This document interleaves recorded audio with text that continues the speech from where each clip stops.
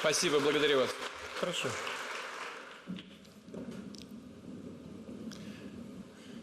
Уважаемые коллеги, друзья, дамы и господа, я приветствую участников и гостей 6-го международного форума «Арктика. Территория диалога». Его впервые принимает Мурманск, столица русской Арктики, город-герой, который сегодня динамично развивается. Как и другие наши северные города, субъекты Федерации запускает знаковые для всей страны проекты. Россия – это крупнейшая арктическая держава. Мы выступали и выступаем сегодня за равноправное сотрудничество в регионе, включая научные исследования, защиту биоразнообразия, вопросы климата, реагирование на чрезвычайные ситуации и, конечно, экономическое, промышленное освоение Арктики. Причем мы готовы к совместной работе не только с арктическими государствами, но со всеми, кто, так же, как и мы, разделяет ответственность за стабильное, устойчивое будущее планеты, способен принимать сбалансированные решения, рассчитанные на десятилетия вперед. К сожалению, сейчас международное взаимодействие в северных широтах переживает не лучшие времена. В предыдущие годы многие западные государства взяли курс на конфронтацию, оборвали экономические связи с Россией, прекратили научно-образовательные и культурные контакты, свернут диалог по сохранению экосистем Арктики, то есть политики, партийные деятели, те же зеленые в некоторых западных странах говорят своим гражданам, избирателям о важности климатической повестки, об охране природы, а в реальности в своей практической деятельности поступают совсем по-другому. Напомню, что для сотрудничества в экологической сфере, для предупреждения чрезвычайных ситуаций за полярным кругом и совместного реагирования на них был создан и Арктический совет. Но и этот механизм сегодня деградировал. Причем Россия не отказывалась от общения в этом формате. Это был выбор именно наших западных партнеров, западных государств. Ну, как в таких случаях говорят, не хотите, не нужно, мы сами будем работать с теми, кто хочет этого. Вместе с тем очевидно, что роль и значение Арктики и для России, да и для всего мира растет. Но также усиливается, к сожалению, и геополитическая конкуренция, борьба за позиции в этом регионе. Ну, достаточно сказать, все об этом хорошо знают, о планах Соединенных Штатов Америки по присоединению Гренландии. Но, вы знаете, это только на первый взгляд может кого-то удивить и глубоко ошибочно полагать, что это какие-то экстравагантные разговоры новой американской администрации. Ничего подобного. На самом деле, такие планы у Соединенных Штатов Америки проявились еще в 60-е годы XIX века. Уже тогда американская администрация рассматривала возможность аннексии Гренландии и Исландии. Но эта идея не получила тогда поддержку Конгресса. Кстати, напомню, что к 1868 году в американских газетах высмеивали покупку Аляски. Она называлась безумием, ледяным ящиком и садом белых медведей Эндрю Джонсона, тогдашнего президента Соединенных Штатов. Поэтому предложение по Гренландии провалилось. Но сегодня это приобретение, я имею в виду приобретение Аляски, наверняка оценивается в самих Соединенных Штатах совсем иначе. Так же, как и деятельность президента Эндрю Джонсона. Поэтому ничего удивительного в том, что происходит сегодня, нету. Тем более, что эта история началась только тогда. А она продолжалась и дальше. В 1910 году, например, была подготовлена трехсторонняя сделка по обмену территориями между США, Германией и Данией. В результате Гренландия отошла бы Соединенным Штатам, но сделка сорвалась тогда.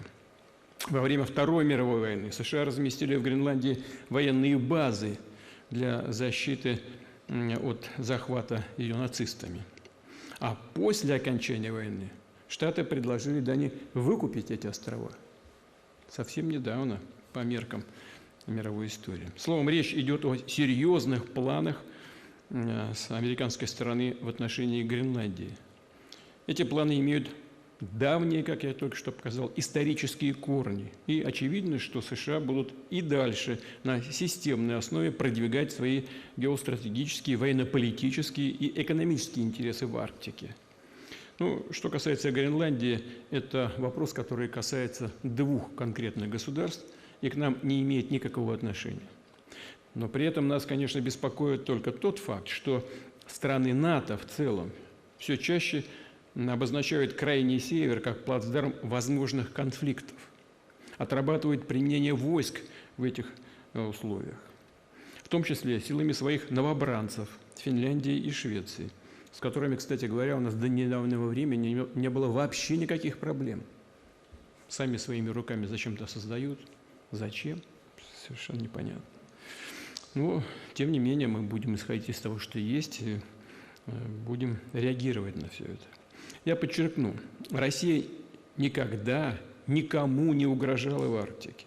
Но мы внимательно следим за развитием ситуации, выстраиваем адекватную линию реагирования, повышая боевые возможности вооруженных сил и модернизируя объекты военной инфраструктуры.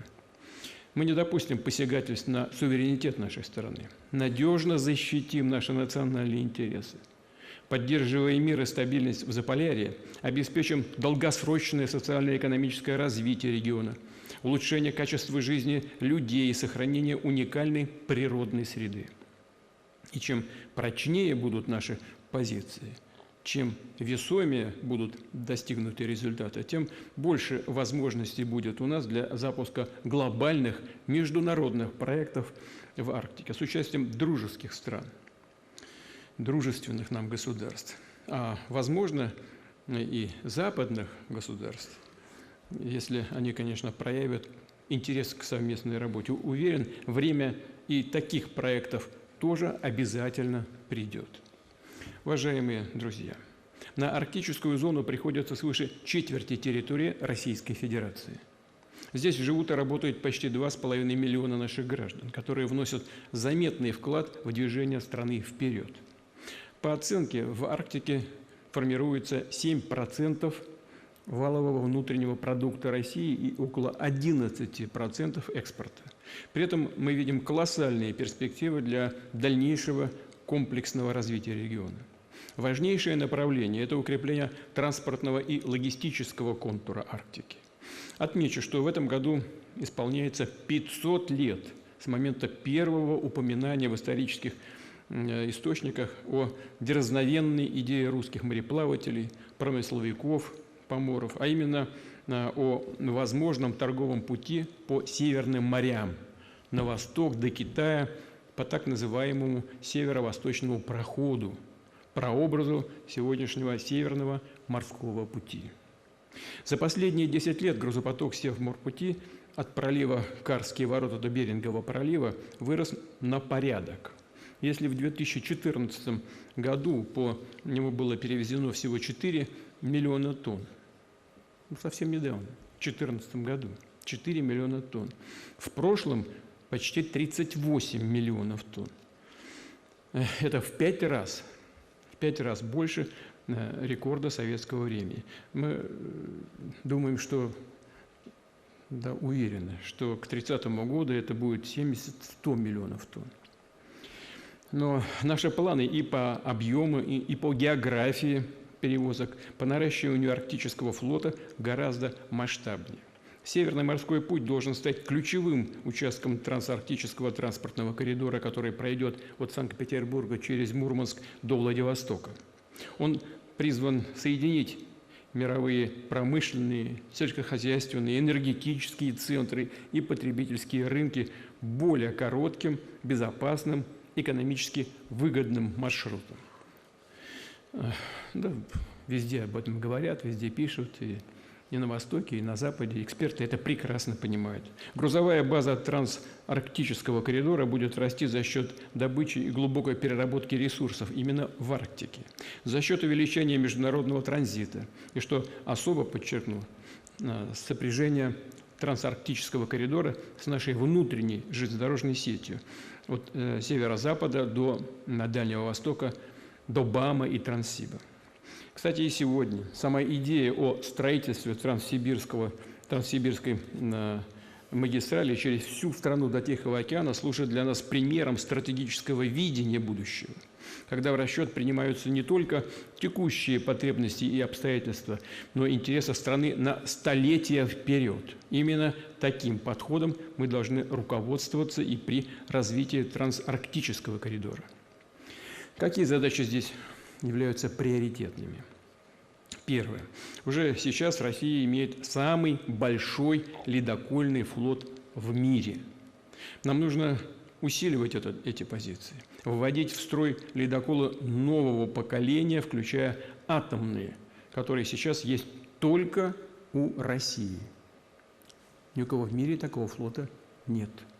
4 из них, новейшие серии 4.0, уже выполняют задачи в Арктике.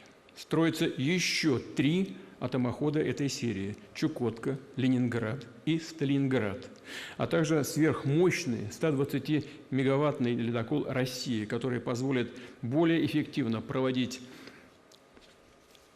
крупнотоннажные суда в высоких широтах в течение всего года, круглый год. Подчеркну, стоимость ледокольной проводки судов и в целом стоимость перевозки грузов по трансарктическому коридору должна быть конкурентоспособной, приемлемой для рынка. Это важнейшее условие для того, чтобы гарантировать загрузку маршрута, его привлекательность для бизнеса. Мы сейчас только с коллегами из правительства обсуждали эти вопросы. Не могу не согласиться с тем, что это должна быть рыночная, прежде всего, работа. Второе. России как суверенной державе нужен свой торговый флот в Арктике, включая грузовые и аварийно-спасательные суда, которые будут обеспечивать перевозки как по северным морям, так и по внутренним водным путям арктических регионов. Надо признать, что только отечественных судостроительных мощностей сейчас для этих целей недостаточно. В этой связи надо действовать по всем направлениям, приобретать и заказывать готовые суда, налаживать кооперацию с мировыми производителями и в целом выстраивать всю систему российского судостроения, исходя из тех стратегических задач, которые стоят перед нами. Ну, конечно, в первую очередь, и обращаю на это внимание правительство, необходимо поддержать наши судостроительные и судоремонтные предприятия, которые модернизируют и расширяют производство, выстраивают международные производственные цепочки. Также прошу правительство проработать вопрос о строительстве в России новых верфей, современных, сложных, высокотехнологичных производств. Третье. В северных морях уже успешно работают российские шиппинговые компании, которые перевозят нефтепродукты и сжиженный природный газ. Сейчас нужно создать условия для роста эффективных отечественных операторов, которые займутся перевозкой контейнеров, угля, сыпучих и других грузов через Арктику. Мы также открыты здесь для создания совместных предприятий. Международные логистические операторы могли бы выгодно вложиться в такие компании не только капиталом, технологиями, но и частью флота своих торговых судов. Четвертое. Будем опережающими темпами увеличивать мощности и оборот наших северных портов. Делать это на основе современных экологических решений, включая беспилотные и автоматизированные технологии обработки грузов. Так, мощности Мурманского транспортного узла за счет строительства новых терминалов, расширения железнодорожных подходов должны быть увеличены в ближайшие годы не менее чем втрое. Добавлю, что интерес к этому проекту и в целом к развитию транспортной инфраструктуры Арктики проявляют наши партнеры и из Беларуси, и из Китая, Объединенных Арабских Эмиратов и других стран. Это очень интересная с точки зрения бизнеса работа. В качестве ключевых логистических центров трансарктического коридора мы намерены создать крупные мультимодальные хабы. Здесь будут не только формироваться караваны судов, обрабатываться российские и зарубежные грузы, но и появятся индустриальные площадки для выпуска промышленной продукции. Чтобы повысить логистическую устойчивость трансарктического коридора, прошу правительства определить планы по расширению мощности действующих морских портов в Арктике, а также где и в каких точках арктического побережья должны появиться новые порты. И какой темп нужно набрать в развитии прилегающей инфраструктуры, прежде всего имея в виду соединение морских гаваней с железнодорожной сетью страны. В этой связи, пятое, нам предстоит по аналогии с Восточным полигоном, который включает БАМ и Транссиб, реализовать проект развития арктического полигона железных дорог, включая модернизацию северной железной дороги на территории Республики Коми и Ямало-Ненецкого автономного округа. Мы знаем сегодня ситуацию с развитием РЖД, знаем, какие вызовы стоят перед компанией. Все хорошо известно. Но думать об этом, о том, что я сейчас сказал, о развитии северной железной дороги, нужно уже сейчас, сегодня. Какие возможности это открывает? Регионы Сибири, Урала, северо-запада России получат прямой выход на север, к арктическим портам, что позволит разгрузить Транссиб и эффективно использовать морские перевозки. Кроме того, новые точки выхода в Арктику появятся у коридора север-юг, который связывает нас с государствами Центральной Азии и Персидского залива.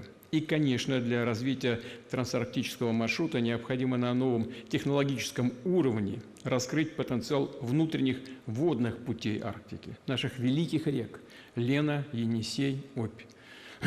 Это в том числе позволит укрепить систему северного завоза, чтобы жители Арктики были надежно обеспечены продовольствием и другими товарами. Что хочу отдельно подчеркнуть. Для реализации этих и других больших инициатив надо объединять ресурсы государства, регионов, бизнеса, включая банки как с государственным участием, так и частные. Нужно задействовать и возможности внутреннего фондового рынка для привлечения капитала в арктическую инфраструктуру. Да, инфраструктурные проекты сложные, затратные, у них длительный срок окупаемости, но именно они на новом уровне обеспечивают настоящий транспортный суверенитет России. И уверен, если в эти проекты будут приходить наши иностранные партнеры, это гарантирует им вложения на длительную перспективу и с хорошей отдачей. И поэтому нельзя откладывать все эти проекты на потом. Нужно запускать и реализовывать их сейчас, как можно быстрее. Конечно, здесь важно проявить гибкие подходы, заинтересовать как российских, так и зарубежных, как я только что сказал, инвесторов. В этой связи предлагаю подумать о создании под эгидой нашего ведущего института развития ВЭБа специального проектного офиса, который займется сопровождением транспортных, логистических, инфраструктурных проектов в Арктике, а также проектов городского развития в регионе. Станет той структурой, куда потенциальный инвестор сможет обратиться напрямую, получить необходимую поддержку. Прошу правительства подготовить предложение на этот счет.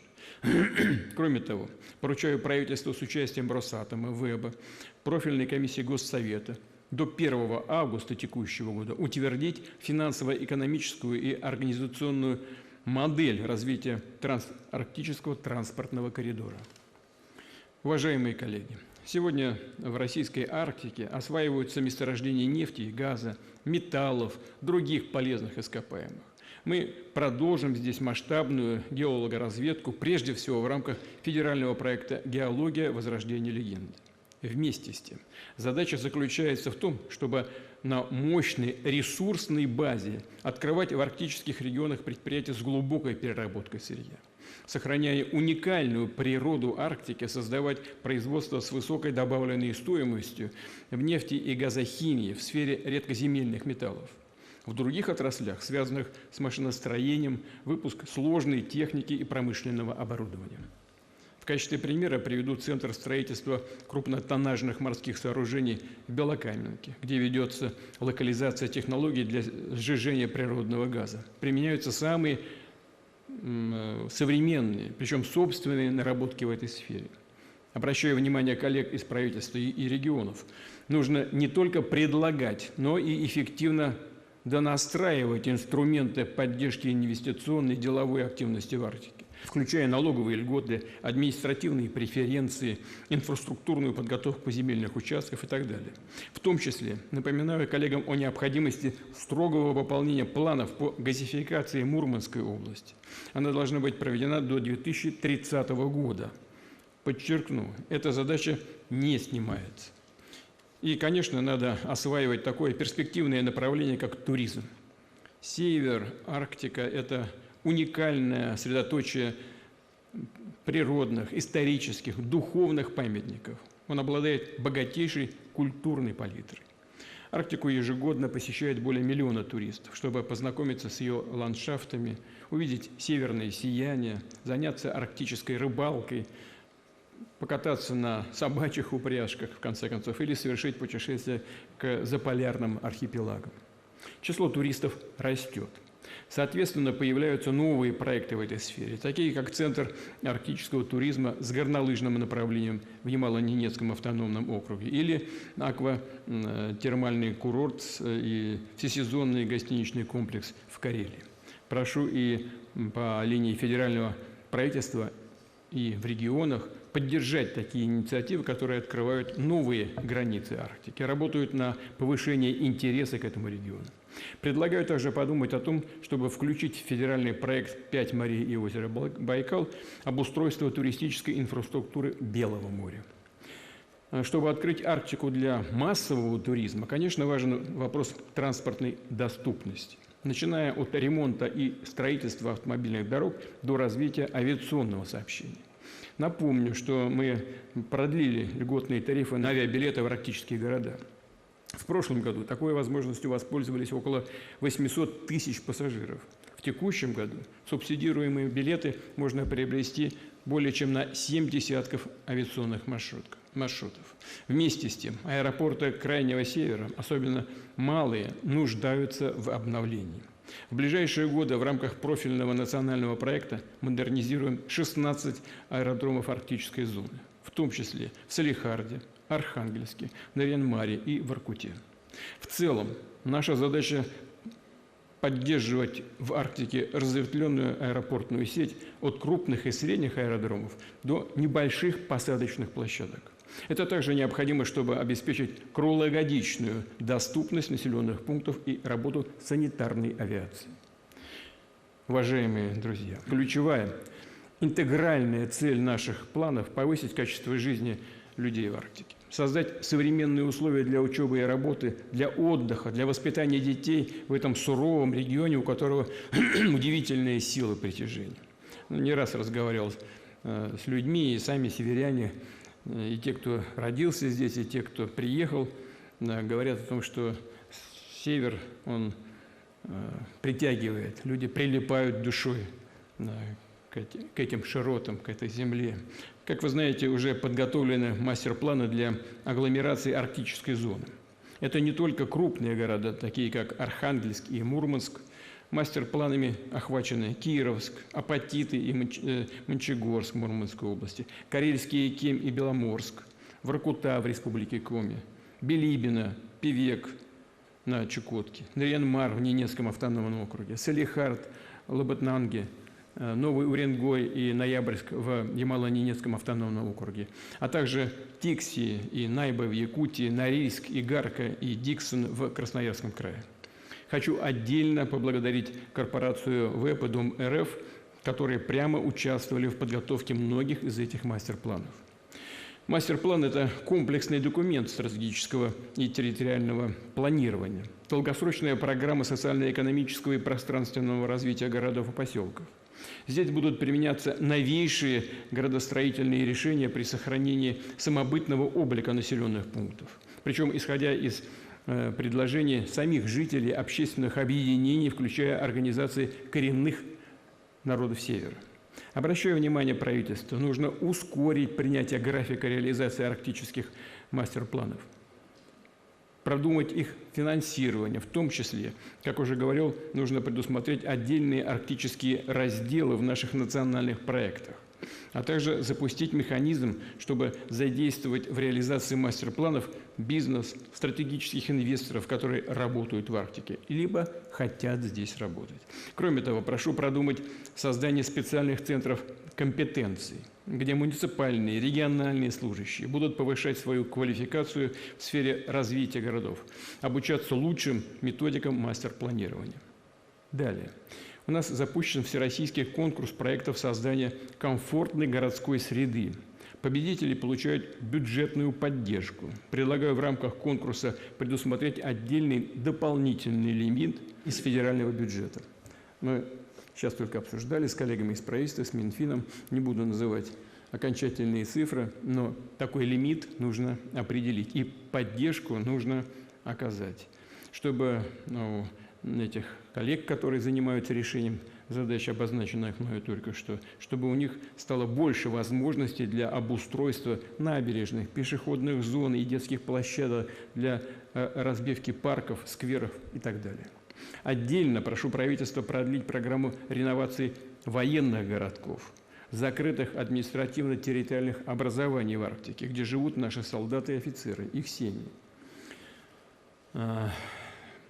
Такая программа реновации должна действовать как минимум до 2030 года с ежегодным объемом финансовой поддержки из федерального бюджета не менее 10 миллиардов рублей. Я хочу подчеркнуть, что связано это, конечно, и с усилением нашей военной компоненты в этом регионе. Количество военнослужащих здесь будет расти. Одна из задач мастер-планов и программы реновации – определить, где будут появляться новые производства и рабочие места, в том числе завязанные на арктический коридор, где будут строиться школы и детские сады, поликлиники и больницы, дороги и сети, где будут возводиться жилые дома. Но Министерство обороны вместе с Минстроем, вместе с регионами должны все эти вопросы проработать пообъектно, чтобы было понятно, какие конкретные ресурсы, какие сроки должны быть выделены на поддержку решения этой задачи. Особенность Арктики в том, что строительство ведется в условиях многолетней или вечной мерзлоты. Отсюда особые требования к проектированию, к самой конструкции зданий и сооружений, их надежности. При этом сегодня с учетом изменения климата важно видеть динамику, учитывать потенциальные риски. Предлагаю создать специальный научный центр для мониторинга многолетней мерзлоты, привлечь к этой работе ведущие федеральные и региональные институты. Их исследования станут научной базой для технологий адаптации арктической инфраструктуры к процессам таяния мерзлоты. При этом знаю, что уже создан реестр лучших практик строительства в Арктике. Такой опыт регионов важно масштабировать. Рассчитываю, что свое место в этом ряду найдет и идея арктических многофункциональных центров, когда социальные и административные учреждения, спортивные комплексы, организации сферы услуг размещаются под общей крышей в одном здании. И, конечно, надо всегда опираться на мнение и запросы граждан, самих северян. Так люди прямо говорят, например, о том, что в арктических городах и поселках не хватает так называемой сервисной экономики, то есть объектов досуга, мест для семейного отдыха, детских развлечений, культурно-просветительских площадок. И этот сегмент нужно развивать, стимулировать инициативы предпринимателей. У нас уже действует специальная программа поддержки малого и среднего бизнеса в регионах Крайнего Севера. Важно повысить ее эффективность. Прошу правительства скорректировать параметры этой программы, в том числе расширить список отраслей, на которые расширяются ее действия, создать для некрупных компаний дополнительные возможности для привлечения льготных кредитов. Отдельно скажу и о здравоохранении.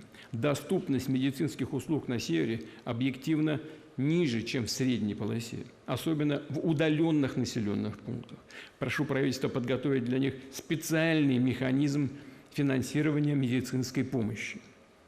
Также для сбережения здоровья жителей Севера надо задействовать цифровые технологии, оснащать мобильные фельдшерские пункты инструментами искусственного интеллекта, которые позволят и дистанционно, и прямо на месте проводить диагностику здоровья человека, выявлять те или иные заболевания и давать рекомендации по их лечению.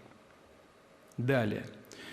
Чувствительный вопрос для Арктики и ее жителей – это экологическое благополучие. Напомню, что на первом нашем форуме, который был инициирован Русским географическим обществом, было объявлено о начале генеральной уборки Арктики. От металлолома, остатков горюче-смазочных материалов и другого мусора. Проект, запущенный РГО при участии Минприроды, объединил тысячи волонтеров и общественных организаций. И мы обязательно продолжим эту работу. Обеспечим комплексную экологическую защиту арктической зоны России, включая решение такой острой проблемы, как расчистка акваторий от затонувших кораблей. Конечно, на все нужны деньги, поэтому нужно обязательно соответствующим ведомствам правительства проработать все эти вопросы, в том числе и вопросы финансирования по годам. Будем вывозить технологические отходы и проводить рекультивацию территории с акцентом на приведение в порядок городов и поселков, на так называемую ревитализацию заброшенных территорий, зданий, земель, то есть их повторное вовлечение в оборот в интересах жителей арктических городов. По сути, мы возвращаем долг Арктике, но нам нельзя накапливать новые долги перед ее уникальной природой. Учитывая планы хозяйственного освоения региона, очень важно обеспечить баланс между использованием природных богатств и сохранением окружающей среды. Чтобы тестировать новые природосберегающие технологии в зоне полярного Урала, Ямало-Ненецком автономном округе, до конца 2028 года планируется создать научно-образовательную станцию «Снежинка». Здесь международный коллектив ученых, исследователей будет, что называется, в поле отрабатывать зеленые технологии для Арктики. Их применение в сфере жизнеобеспечения, телекоммуникаций, медицины и промышленности новых материалов. Уважаемые коллеги, Арктика – это территория громадных возможностей для специалистов самых разных профессий, для предпринимателей, для молодых людей, для семей, которые жили здесь поколениями или только недавно переехали и планируют обосноваться, купить или построить здесь свое жилье. Мы уже продлили до 2030 года программу арктической ипотеки по ставке в 2% годовых. Смягчили условия для заемщиков. Так, на педагогических и медицинских работников, которые хотели бы взять кредит на покупку жилья, больше не распространяются требования по стажу работы на севере. Арктической ипотекой могут также воспользоваться участники специальной военной операции и сотрудники оборонно-промышленного комплекса. Очень острая проблема для северян – это аварийное жилье.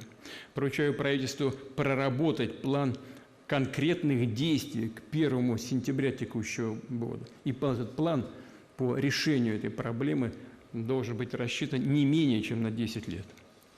Далее. Как вы знаете, на Дальнем Востоке запущена программа «Доступное арендное жилье». Молодежь, которая приезжает в дальневосточные регионы или заканчивает там учебные заведения, устраивается на работу, может снять квартиру по достаточно низким ставкам. Арендные платы в этом случае субсидируются из регионального и федерального бюджетов. Предлагаю расширить эту программу и на опорные населенные пункты Арктики, чтобы арендное жилье стало более доступным для тех, кто начинает свою трудовую карьеру в регионе, кто хочет здесь жить и работать. Программа должна начать действовать в Арктике уже в 2026 году. Также мы договорились распространить на арктические регионы программу подготовки управленческих кадров Муравьев-Амурский 2030. Это уже сделано. Уверен, Такая учеба станет мощным стартом для многих перспективных руководителей, а значит, принесет пользу и Арктике, и всей стране. Еще. Север всегда притягивал к себе смелых, настоящих лидеров. Один из таких подвижников, выдающийся исследователь, полярник, ученый Артур Николаевич Челенгаров. Предлагаю в его память учредить специальные гранты и нацелить их на поддержку молодежных инициатив в рамках экологических, просветительских, научных проектов в Арктике.